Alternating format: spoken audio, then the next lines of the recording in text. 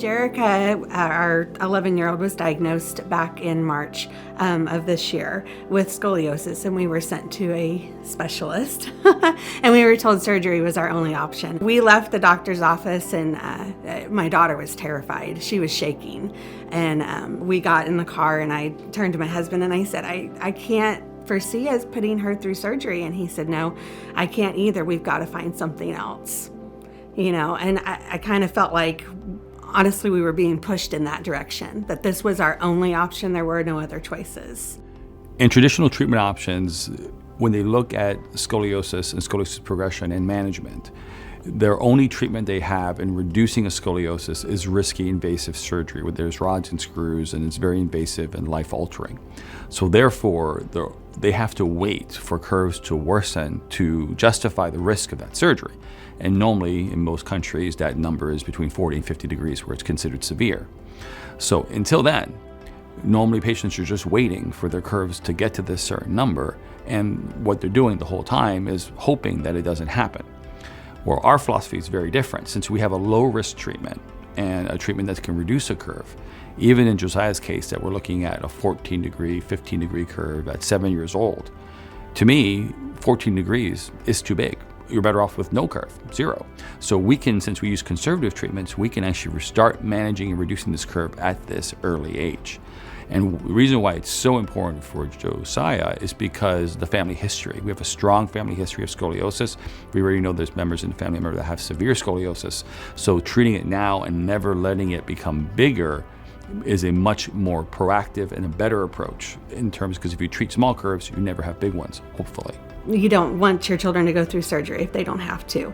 And so I just, I'd been researching anyway, but I just typed in, pre-adolescent scoliosis, and Dr. Tony's site popped up. And so I went and started looking at it and researched. I watched several testimonials of patients that had been here, seeing the room, seeing what the setup looks like, getting to hear Dr. Tony was very helpful for us. So Dr. Tony called us one evening to give us kind of a consultation over the phone. Since we're so far away, we couldn't come in. And he spent about an hour talking to us on the phone that night. And he addressed myself and my husband, but he also addressed our child, which was just amazing to me. I could feel how he cared for the kids. And then he also was very explanatory about everything. Like, he went through it step by step. This is what we do. This is what your child is diagnosed with. And this is how we're going to help. When we got to the office, everybody was so nice and helpful, and they really wanted to help her with her curve. I had done a lot of research, and I know that scoliosis isn't supposed to run in families, but there was another family that was here with us that were brother and sister, and they both had scoliosis. And so that made me think, I wonder if any of the other kids have scoliosis. So when we got back home, I made the appointment with their pediatrician and took them in and had them all x-rayed in August to see whether or not that we had curves, and everybody does. Scoliosis has an interesting perception when it comes to genetic passing out. Like, a lot of people think, if I have scoliosis, my kids are going to have scoliosis, my brothers and sisters are going to have, like, everybody in the family is going to have scoliosis. And unfortunately, it's not so simple. We know there is a genetic component. There is some genetic tendencies, but there's not genetic causes. And the reason why we can say that is because we've done studies on identical twins. So they've done the studies, and they found that identical twins don't both have scoliosis all the time. It's only about a 60% ratio. So that means 40% of these identical twins with the exact same genetics, exact same DNA, they don't share the problem. One has scoliosis and one doesn't. I've seen identical twins where one twin does and one twin doesn't. I have seen identical twins that they both have scoliosis, but they have different completely sized curves. One can have a very severe one can have a mild one. They even go in opposite directions. So if it was 100% genetic, if you had the genetics for it, you should develop it, and there isn't the case. So there is a genetic tendency, meaning it is familiar, that there are patients that in families that there will be multiple patients that have scoliosis.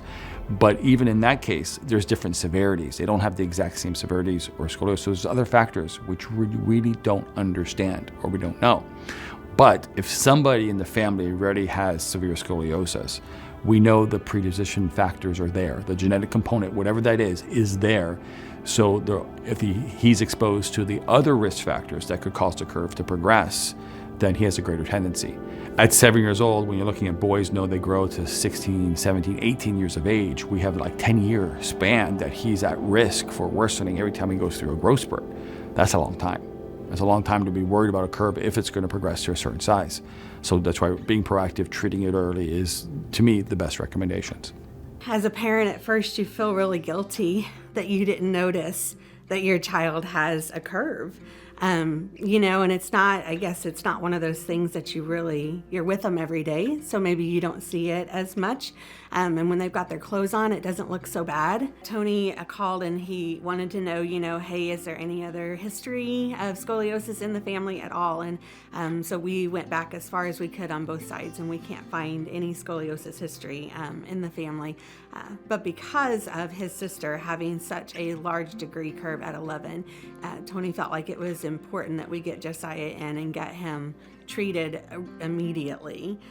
So he and I flew down in September, and we got x-rays done, and we did the bracing scans so that it was ready for us when we came back here in October. So we got x-ray results yesterday that we took on Wednesday. So we got our results on Thursday.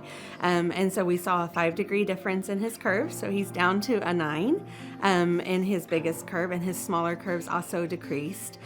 So we're going to continue bracing at home and some exercises and reevaluate in 3 months and see where we're at.